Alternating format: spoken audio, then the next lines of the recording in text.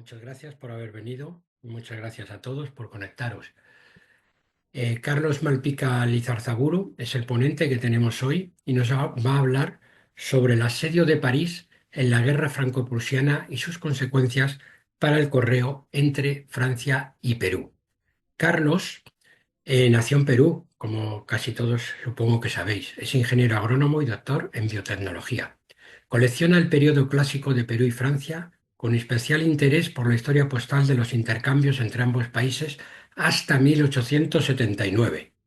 Es miembro de SOFIMA desde marzo de 2022 y también es académico de la Real Academia Hispánica de Filatelia e Historia Postal, coeditor de la revista Filatelia Peruana de la Asociación Filatélica Peruana, miembro del Círculo de Amigos de la Filatelia de Perú, de la Royal Society, de la Royal Philatelic Society of London y Postal History Society. Pues muchísimas gracias, Carlos, por estar una vez más con nosotros y adelante, puedes empezar cuando quieras. De acuerdo. Muchas gracias, Ray. Siempre es un gusto conversar y entretenernos un momento con los amigos de Sofima. De lo que voy a hablar hoy es de la guerra franco-prusiana, en concreto el momento en el que ocurre el asedio de París y cómo eso tiene consecuencias para el intercambio de correos entre Francia y Perú. Y la manera en cómo lo voy a abordar es que primero voy a dar un pequeño repaso de la situación histórica, económica de las relaciones entre Francia y Perú antes de que arranque la guerra y que termine el Segundo Imperio, um, porque creo que es importante para situar lo que estamos hablando. Eso incluye pues la competencia marítima que existía en ese momento ya para el transporte de correo por vía de Panamá, donde coexistían vapores británicos y franceses para el cruce del Atlántico. Y luego, ya más concretamente, del inicio del conflicto, de lo que ocurre con la línea A francesa um, y cómo el correo deja de entrar a París con piezas que muestran esa situación.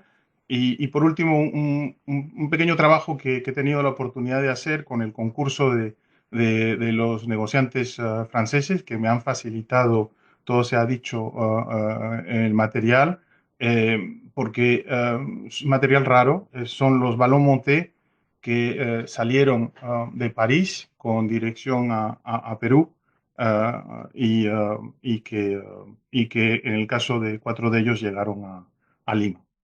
Entonces, con eso, la primera parte tiene que ver, bueno, con el tema económico del guano. Simplemente reseñar que en esos años, estamos hablando el preludio a la entrada de la década del 70 en el siglo XIX, ya había un gran volumen de intercambio postal entre Francia y Perú y está relacionado con el incremento de la presencia francesa en Perú, muy vinculado al comercio de todo tipo en un principio, pero que luego fue muy intenso con relación al recurso um, um, del momento, que es el guano, las heces de los animales las aves que viven en la costa del Pacífico, que por ser una costa árida, pues se preserva muy bien y es una fuente muy útil, un insumo muy importante para incrementar la producción agrícola. Entonces, en los años de los que estamos hablando, hay un encargado de negocios de Francia en Perú, Saint-Quentin, que menciona que existen no menos de 3.000 nacionales franceses, y estamos en Lima, y estamos hablando, por tanto, del momento de apogeo de la presencia francesa justo antes del inicio de la guerra. Ese recurso, el recurso del guano, es evidentemente ha sido objeto de,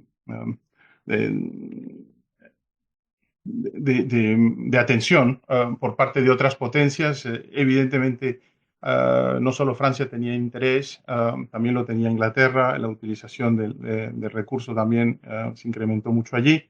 Y hay un episodio que conviene recordar del mes de abril de 1864 en el que eh, eh, si visitamos el Museo Naval en Madrid también queda reseñado, España ocupó las islas de Chincha, que aquí vemos gráficamente reseñadas y aquí en una fotografía del año 1865, ocupó las islas de Chincha. Es un momento histórico de la relación en este caso, entre España y Perú, en el que todavía no había un reconocimiento formal de la independencia del Perú y evidentemente los nacionalismos de parte y otra vivieron un momento efervescente.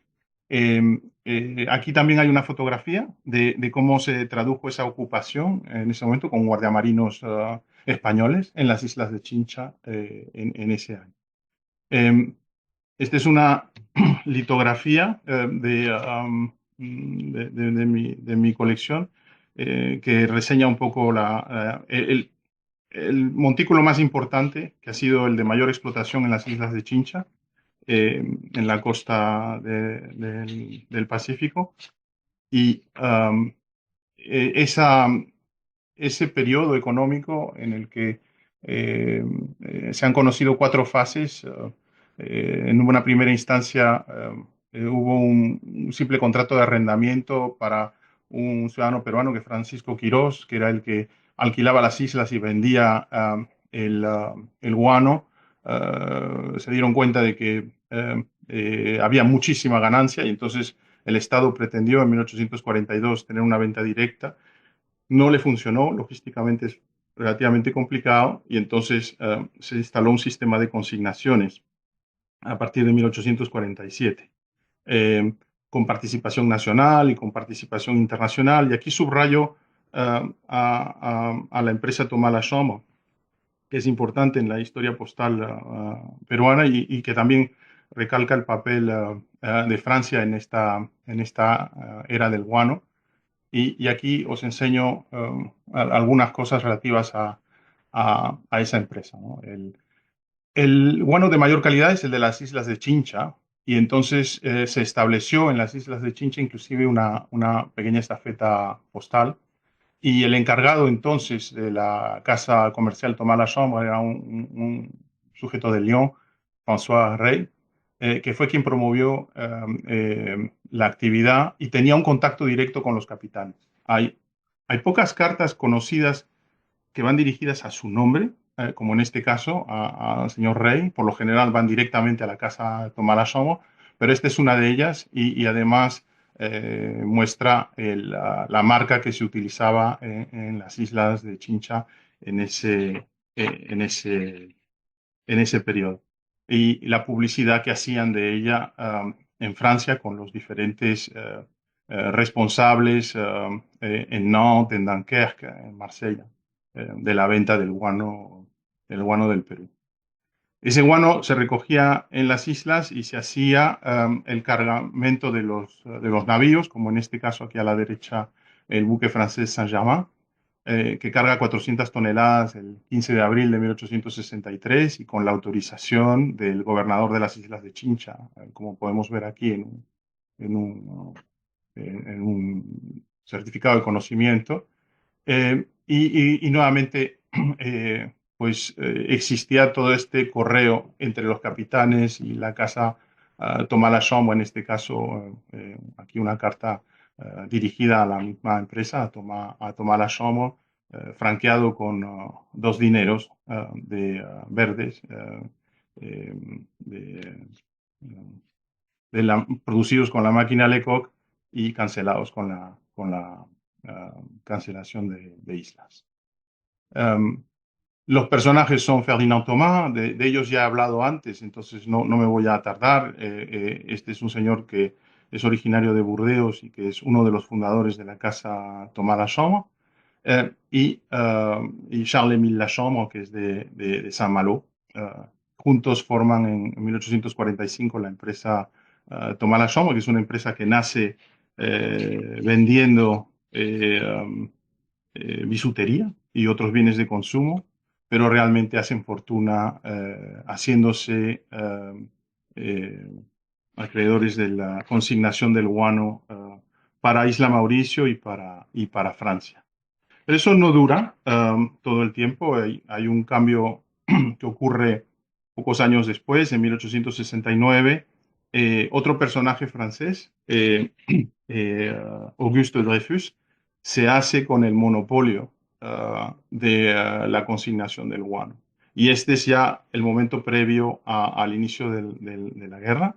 Eh, Auguste Dreyfus es de Alsacia y tenía una familia, era hijo de una familia muy numerosa y más joven de los 7 hermanos varones, que muchos de ellos forman una empresa en París que comercia tejidos y otras mercancías. Y se sabe de él que eh, eh, residía en Perú en 1851 y se unió a la empresa de sus hermanos en 1856 para comercializar productos de lujo en Lima. Y allí se hizo muy amigo de la élite local, a tal punto que consigue desbancar a todas las otras empresas consignatarias del guano y firma un contrato millonario en julio del 69 con el ministro de Finanzas de entonces, Nicolás de Piérola, del gobierno de José Balti Montero, que es uno de los personajes que enseñé al principio de la presentación, al lado de Napoleón III. Ese contrato se ha llegado a llamar el contrato del siglo porque realmente otorgaba unos derechos importantes sobre el guano peruano, dio lugar a cantidad de préstamos que el gobierno peruano negoció con ellos como contratantes y aquí tenemos um, un zoom de esta pieza de 1872 que indica exactamente cómo el guano se constituye en garantía del cumplimiento de las obligaciones contraídas por el gobierno y menciona otras islas, porque hay que saber que las islas de Chincha que enseñé anteriormente prácticamente se esquilmaron completamente y entonces ya entonces en 1862 se comenzaba a hablar de las islas de Guañape, de Maccabi, de Ballesta, Lobos, la Bahía de Independencia, Pabellón de Pica. Eh, para los que nos interesamos a la filatelia peruana y a la marcofilia de la filatelia peruana, pues las islas de Guañape, el Pabellón de Pica tienen sus propias marcas postales. Um, y bueno, ese es el contexto económico en el que nos encontramos poco antes del inicio de la guerra. Desde el punto de vista ya del transporte marítimo, ya estaba muy establecida la Royal Mail Steam Packet Company para transportar bienes, personas y correo desde Inglaterra a las llamadas Indias Occidentales, atravesar el canal, bueno, el istmo de Panamá y luego llegar a Perú por vía de vapor, que ya se estableció desde el año 46 con la Pacific Steam Navigation Company. Y estas son las dos principales empresas actoras del momento, pero hay que saber que en 1855 ya se estableció el cruce del Istmo por vía de vapor, en este caso ferroviario, y que muy poco después, en esos mismos años, se forma la Compagnie Générale Maritime en París por parte de los hermanos Perret, que realmente comienzan a hacer la travesía del Atlántico con veleros bacaladeros de Terranova. En 1861 hay cambios de accionariado y pasan a tener otro nombre, de la Compagnie Générale Transatlantique. Tienen intercambios con la empresa que mencionaba anteriormente, con Thomas Lachambre. Los intercambios, de hecho, estaban muy orientados a tratar de fomentar el que también se estableciese navegación a vapor para alcanzar el Perú, tanto en el Atlántico como en el Pacífico. En el Pacífico no lo llegaron a hacer en ese momento, pero en el Atlántico sí. En 1865 se forma, se inaugura la línea A que recorre eh, el Atlántico desde Saint-Nazaire hasta Aspinwall Colón y que arranca sus operaciones en agosto de 1865. Esto es cómo lucía el puerto de Saint-Nazaire y estos son los personajes fundadores de la compañía, Isaac y Émile Perret.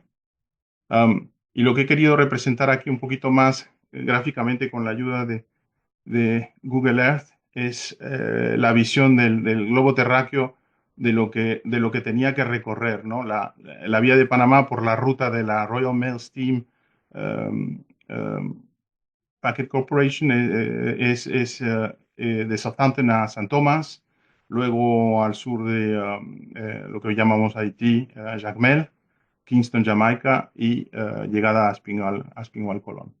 Y mientras tanto, la ruta francesa es la que recorre de Saint-Nazaire a Fort-de-France, en las Antillas Francesas, al puerto de Santa Marta y finalmente a Aspinwall, Colón.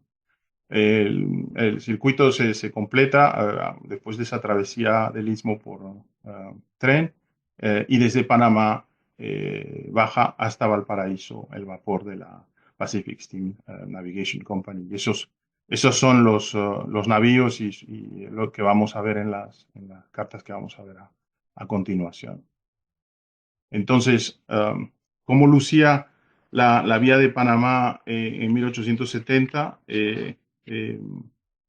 Poco antes de iniciarse la guerra, pues aquí tenemos un correo dirigido a la empresa Chess Watekamps en Hermont de París, en el Faubourg Poissonnière. Ya saben que París en el Segundo Imperio se reorganizó la ciudad, se construyeron grandes bulevares y se reorganizaron los faubourgos y entonces esta empresa se estableció en la zona moderna, cercana al Faubourg Poissonnière.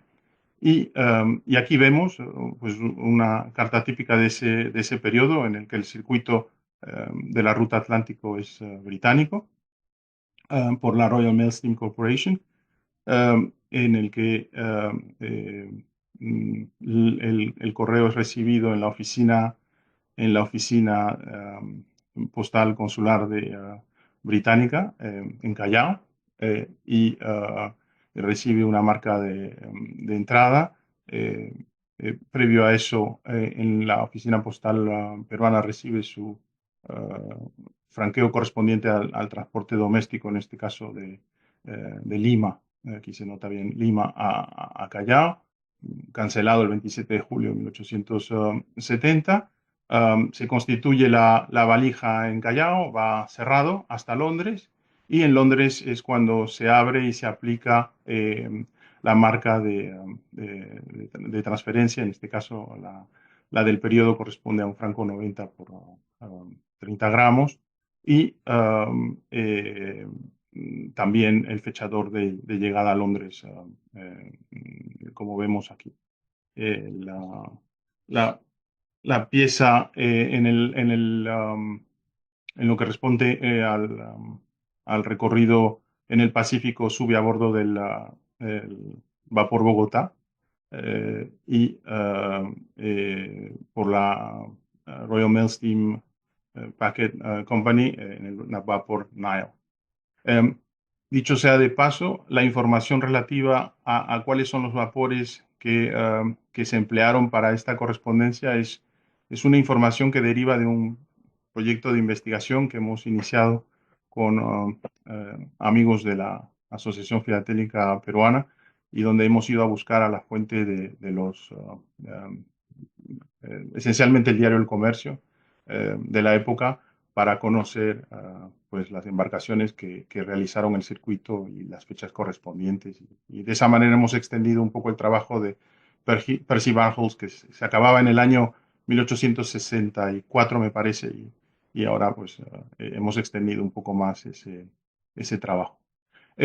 Bueno, este es el camino británico y luego en el mismo año aquí tenemos el camino por la ruta atlántica francesa de la línea A. Entonces, eh, muy similar en cuanto a que sale de Lima, recibe su sello para, para la parte doméstica, su marca, pero en este caso es controlada en Panamá y recibe una marca de tránsito en Panamá, porque en Panamá asume y es transportada, perdón, en esa parte del Pacífico por Pacific Steam Navigation Company, pero posteriormente es procesada por los agentes franceses en Panamá, que lo hacen llegar a Colón y lo hacen subir a bordo del vapor Florida de la Compañía General Maritime. Y eso se ve aquí con la marca de la línea A. En este caso es la marca circular fechada del 1 de septiembre de 1870 e indica el número del paquebot, en este caso el número 3 que corresponde a Florida. Llega a Billy el 22 de septiembre, sale el 21 de octubre, como ven, el circuito, que sea tanto británico como francés, en ese momento una carta tarda aproximadamente un mes. Entonces, esto ocurre, pues en realidad ya llega cuando se inicia el conflicto, porque todo va muy rápido y eh, se inicia la guerra en julio y en septiembre Napoleón III rinde armas al Kaiser Guillermo en la rendición de Sedan. Y entonces, evidentemente, a partir de ese momento vamos a ver cambios también con relación a las líneas. La línea A se cancela y se establece un servicio temporal de la línea B que recorría de San Nazaire a Veracruz. Y entonces se extiende a Fort-de-France. Aquí vemos, de hecho, un óleo de la época de cómo lucía Fort-de-France en ese entonces. Y para asegurar el transporte hasta Aspinwall-Colón, se modifica también el trayecto de la línea L, que iba de Fort-de-France a La Guaira, en Venezuela, y se prolonga su itinerario para extenderse hasta Santa Marta y llegar a Aspinwall-Colón. Entonces, esto lo vemos también aquí. En primer lugar, eh, el transporte ya lo asume la línea B, como acabamos de señalar. Esta es una carta que recorre el Atlántico, el Pacífico en un vapor de la Pacific Steam Navigation, el vapor Chile, y el trayecto atlántico en su primera parte, en lo que es referente a la línea L, sea el vapor Cacique o el vapor Caraíbe, no he podido distinguir. Sí, en cambio, para el restante del trayecto hasta San Nazaire en el vapor Florida. Eh, eh, Tal vez lo que sea interesante reseñar de esta carta es que va dirigida a un artista peruano, que es Guillermo Tassé, y es eh, eh, históricamente interesante porque esta persona mantuvo una relación muy intensa con muchos de los artistas franceses de la época que iban a, a, a- a encontrar un espacio de paz en esta comuna de Marlot, Parbourron. En los 70 del siglo XX los llamaríamos una comuna de hippies, pero en esa época era simplemente una comuna de artistas y era hacia donde se dirigía este correo, que ya dejaba de operar la línea A y que recurría a la línea B. También tenemos esta otra situación, es la que vemos aquí, es que eh, tenemos una carta que sale de Lima el mismo día, el 27 de septiembre de 1870, que por tanto sube, las dos cartas suben al vapor Arequipa de la Pacific Steam Navigation Company. También son procesadas aquí van en valija cerrada, entonces no hay marca de tránsito de Panamá, lógicamente. Ya llegan a Londres en la misma fecha, el 31 de octubre de 1870, y lo hacen a bordo del vapor Seine, de la Royal Mail Steam Packet Company. Pero la gran diferencia es que mientras esta carta que va dirigida a Marlot Papougon llega a su destinatario sin dificultad, en ese momento Marlot Papougon no estaba ocupada por los alemanes. Tuvo dos periodos de ocupación, pero que no coinciden con los periodos de la carta, y de tal manera que en efecto llegó sin mayor dificultad. En cambio, sí, no llegó a entrar a París. Y por instrucciones de correo fueron mantenidos, digamos, fuera eh, fuera de París, y esperaron al final del conflicto para ser entregadas. Entonces, es lo que sucede en este caso, es que esta empresa comercial había dado instrucciones para que sus intereses fueran gestionados por el señor García, que llegó a ser en su momento Francisco García Gastón, que es un comerciante de Londres, que llegó a ser cónsul de Ecuador en Londres y que en ese momento se hizo cargo de los intereses económicos de estas personas. Y por tanto ya vemos, se tuvo que esperar a enero de 1871 para que fuese entregada en Londres, y aquí tenemos la fecha de llegada en Londres, el 17 de enero de 1871, con esta marca típica de llegada a Londres. Eh, que, como veis, eh, es distinta de la de octubre 31 el 31 de octubre del 70. Um,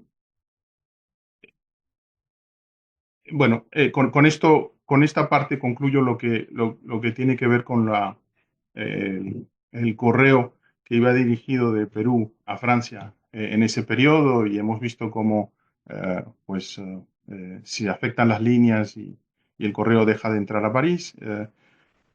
Lógicamente desde París había mucho interés, y notablemente por parte de los comerciantes y de los responsables de la administración, en hacer llegar información desde París afuera, para no solamente hacerles saber cómo les iba, sino también pues dejar dicho quién está a cargo de sus intereses comerciales. Y la herramienta que se encuentra para hacerlo es el globo aerostat, los balón monté.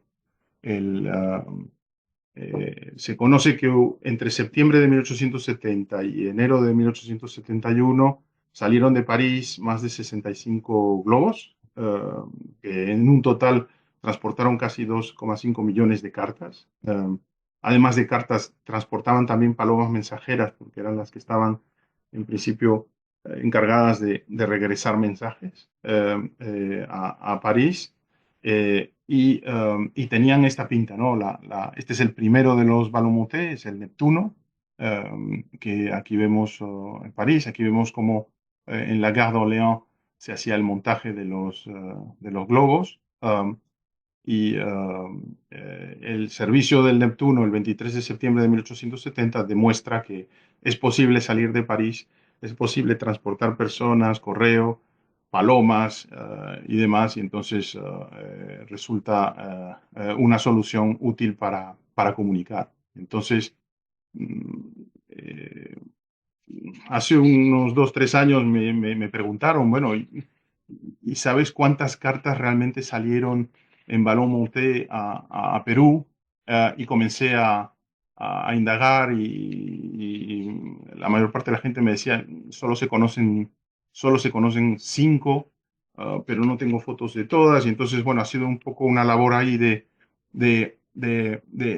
conseguir información y de perseguir a quien pudiese tenerla. Y con el concurso, como decía anteriormente, de los comerciantes en París, he podido llegar a encontrar hasta 6 cartas. Es el censo actual, no conozco más, que han sido transportadas desde París en Ballon-Monté a algún punto de Francia, desde donde evidentemente se reincorporan al circuito postal para llegar a Perú, evidentemente por la vía marítima y por la, el circuito, bien sea francés o británico, que hemos mencionado en el sentido contrario hace unos minutos. Entonces tenemos esta primera, que es la de que transporta el balón États-Unis, que salió de París el 29 de septiembre.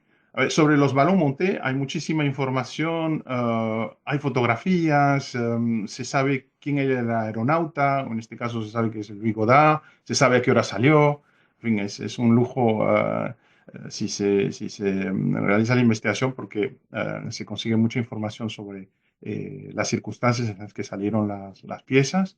Um, se da el caso de que el balón, llamado balón États-Unis, en realidad era un montaje de dos globos aerostáticos, el Napoleón y el Hirondelle. Y cada uno tenía su aeronauta. El Godard estaba a bordo de Napoleón,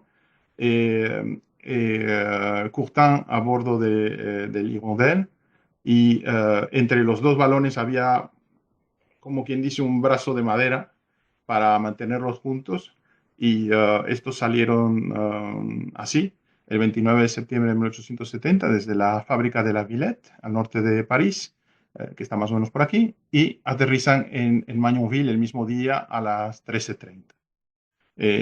Entonces, es una pieza interesante de los tiempos tempranos porque, como veis, la carta no lleva ninguna mención de que fuera enviada por Ballon Monté. Sí se menciona en la carta misma, pero esto es una cosa que ocurre con los primeros correos salidos en Ballon Monté. No todos llevaban la mención par Ballon Monté. Por supuesto que sí que lleva el franqueo apropiado de un franco en vigor desde el 1 de enero de 1866 para transportar cartas de 10 gramos de Francia a Perú por vía de Panamá, como aquí viene mencionado. Y aquí vemos que viene con el franqueo dentado de los sellos del Empire Loré. Toda esa parte correcto, y fue transportada, como veis aquí, por la línea B, que era la que estaba entonces, que salía de Saint-Nazaire, aquí se ve perfectamente, y que llega a Lima, en este caso llega a Lima en diciembre de 1870, y aquí se ve la cancelación que llamamos Lima a Bigotes.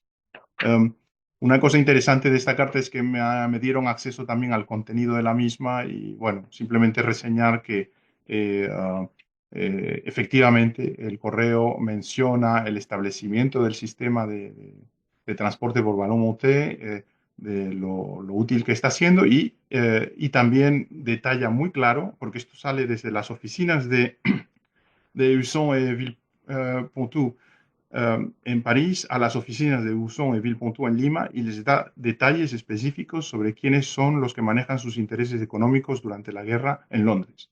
Y les dan con claridad a quién tienen que dirigirse y a dónde deben mandar el correo a Londres para que el negocio siga funcionando, porque evidentemente, si bien París estaba asediado y una parte de Francia ocupada, los negocios en Perú seguían su camino.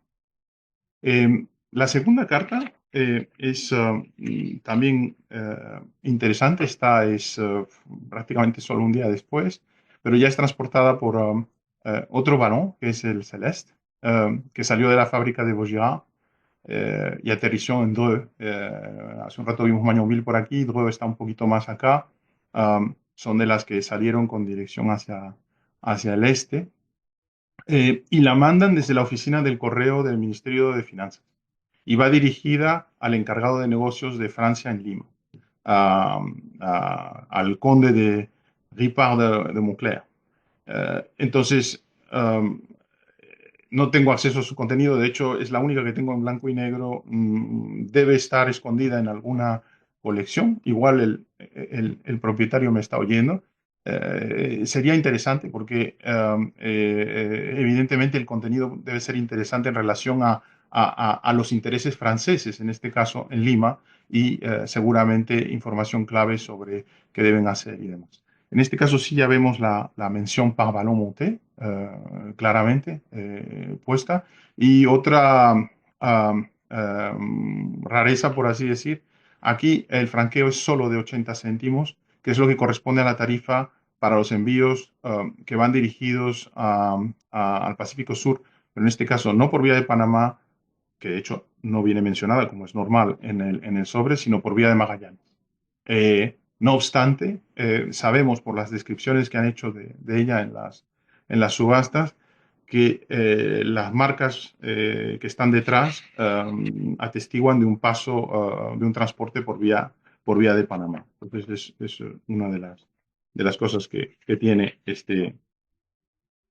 esta carta en particular. La tercera es una carta transportada a bordo del el balón Armand Barbès, salió de la Plaza Saint-Pierre el 7 de octubre a las 11 horas, aterrizó en Montdidier. Aquí ya vemos que el aterrizaje se realiza al norte de París. Esta carta en particular bueno, este balón es particularmente conocido porque fue el que transportó a Gambetta, ministro del Interior en ese momento, para que saliera de París.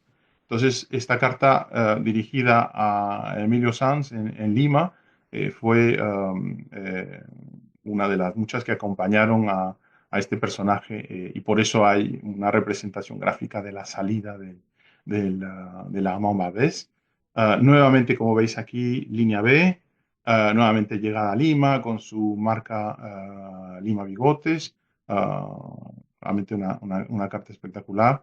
El franqueo de un franco, como ya habíamos mencionado. Mención de Ballon Monté, vía de Saint-Nazaire, correcto, puesto que sale por el circuito francés. Muy bonita carta que subastaron en Suiza un tiempo atrás. Y la cuarta carta que se conoce que llegó a Perú es esta. Esta sí que es rara. Esta sí que no, es que no conozco subastas recientes de esta.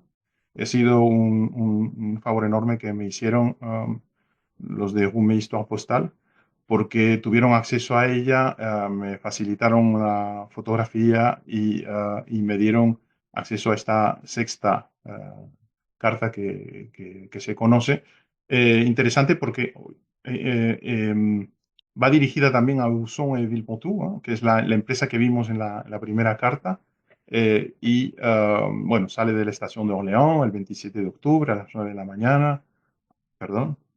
Aterriza en Commercy. Tiene su peligro porque en vez de salir hacia el oeste, sale hacia el este y se acerca peligrosamente de Alemania. Pero, en fin, llegó a Lima, como atestigo aquí la marca, y no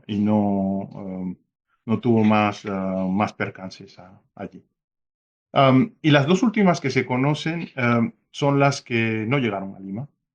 Fueron transportadas por el Ville de Paris, y estas, pues, se trata de un balón que, como vemos, tuvo la desgracia ya en este caso de irse. Los vientos caprichosos lo llevaron hasta más bien pasada la frontera a Alemania. Salió a las 4:45 de la mañana y a las 11 de la mañana Emil Dio y sus amigos fueron arrestados por los alemanes o los prusianos en esa época.